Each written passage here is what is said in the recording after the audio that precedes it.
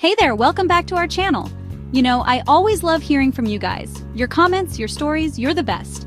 And speaking of stories today, we're diving into a topic that's sure to spark some interest, especially for those of you who, how should I put this delicately, appreciate the finer things in life. Like a good vintage wine, or maybe a classic car, or, someone who remembers when rotary phones were a thing. Here are 7 easy ways for older men to flirt with younger women. All right, fellas, first impressions are everything.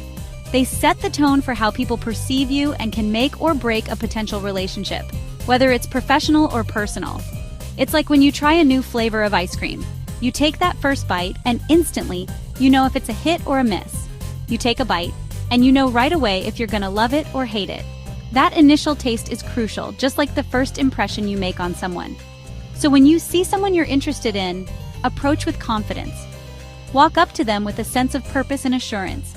Not cocky confidence like you're strutting around with a disco ball over your head, but a calm, collected demeanor that shows you're comfortable in your own skin. But a nice, genuine, I'm comfortable in my own skin kind of confidence. This kind of confidence is attractive and inviting. And don't forget to smile.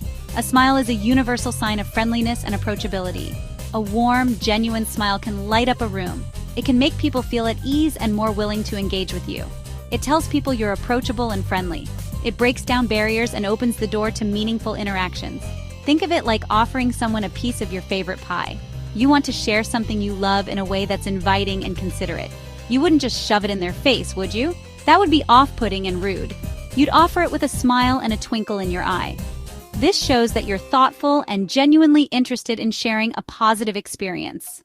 Okay, so you've smiled and made eye contact. That's a great start. You've broken the ice and set a positive tone. Now what?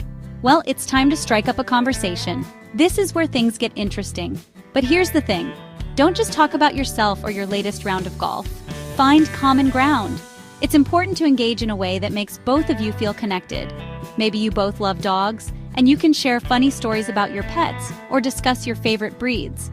Or maybe you're both obsessed with that new Netflix show everyone's talking about. Dive into the plot twists, your favorite characters, and what you think will happen next. Ask questions, listen to her answers, and keep the conversation flowing. Show genuine interest in what she has to say. This will make her feel valued and heard. Think of it like a tennis match where each person takes turns hitting the ball back and forth. But instead of hitting a ball, you're hitting it off with your words. Each response should build on the last, creating a dynamic and engaging dialogue. You're hitting it off with your words, creating a connection that feels natural and enjoyable. And just like a good tennis match, a good conversation has a nice back and forth rhythm. It's all about balance and mutual engagement. A good conversation has a nice back and forth rhythm. So, keep it light, keep it fun, and most importantly, keep it genuine. You know me, I love a good laugh. And let me tell you, a good sense of humor is like a superpower when it comes to flirting. But here's the thing, humor is subjective. What's funny to one person might be totally lame to another. So keep it light, keep it playful, and for goodness sake, avoid cheesy pickup lines or jokes that are older than you are. You want her to laugh with you, not at you. Unless you're doing a funny dance, then it's okay to laugh at you. Okay, this one is important. Being a good listener is like having a superpower, but instead of flying or being invisible, you get to make someone feel heard and understood. And trust me, that's a pretty amazing superpower. So, when she's talking, really listen. Put down your phone, make eye contact, and show her that you're interested in what she has to say. Remember her stories, her likes, her dislikes. It shows you're paying attention, and that's a very attractive quality.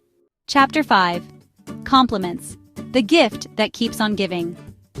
Everyone loves a good compliment, right? It's one of those simple pleasures in life that can brighten someone's day instantly. A well-placed compliment can make someone feel valued and appreciated, and it can even strengthen relationships. It's like finding a $20 bill in your pocket. Unexpected, delightful, and it brings a smile to your face. But there's more to it than just the surprise element. But just like you wouldn't want a $20 bill that's all crumpled and torn, you don't want to give a compliment that's insincere or forced. So, be genuine. A sincere compliment can be a powerful tool for connection.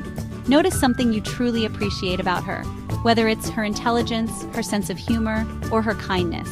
These are the qualities that make her unique and special, and acknowledging them shows that you see her for who she really is. And for heaven's sake, keep it classy. A compliment should always be respectful and considerate. It's about making the other person feel good, not uncomfortable. This isn't a construction site, so no catcalling or comments about her physique. Those kinds of remarks are not only inappropriate, but can also be quite offensive. Remember, you're going for charming, not creepy. A well-delivered compliment can leave a lasting impression and can be the start of a meaningful connection. So choose your words wisely and speak from the heart. Chapter 6. Wisdom. Share it, don't force it. Look, you've lived a little. You've learned a few things. That's great. Sharing your experiences and insights can be incredibly attractive, but there's a fine line between offering wisdom and sounding like a know-it-all. No one wants to be lectured to, especially on a date. So, share your stories, offer advice if she asks for it, but don't dominate the conversation or act like you have all the answers. Remember, you're on a date, not giving a TED Talk. Chapter 7. Be yourself. Unless you're a jerk, then be someone else. Okay, this one should go without saying, but you'd be surprised how many people forget this simple rule. Be yourself. Don't try to be someone you're not just to impress someone else. It's exhausting and honestly kind of sad. Embrace your quirks, your sense of humor, your passions. And speaking of passions, be passionate about respecting her boundaries. If she seems uncomfortable with something, back off. Consent is always sexy, and it shows you're a true gentleman. For the 7 easy ways for older men to flirt with younger women. In this case, it's all about confidence, respect, and a good sense of humor. And who knows, maybe you'll even teach each other a thing or two.